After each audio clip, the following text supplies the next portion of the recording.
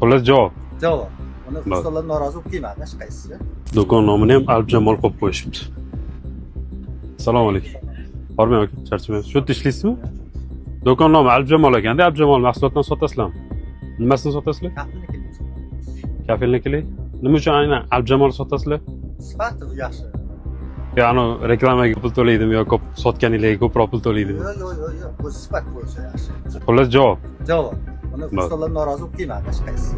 Qurilish qilayotgan, uyini remont qilayotgan odam bozorga chopadi, narsalarni arzon olaman deb. Hozir menimcha bozorga borish ham hojat yo'q. Negaki, har bitta rayonda mana shunaqa qurilish mollari do'koni bor.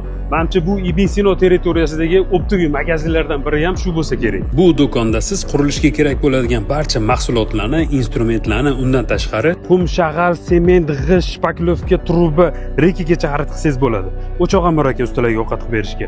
Qozon topsangiz bo'ldi. Qurib bitirgan uyi sizga ko'p yillik xizmat qilish uchun sifatli mahsulot olish kerak. Sifatli mahsulotni esa albatta Alpjamol do'konidan xarid qilishingiz mumkin. Manzilimiz Ibn Sino bozorchadan Bitonkiga qarab tushib kelishda, shunda Uglovoyda joylashgan Alpjamol qurilish mollari do'koni.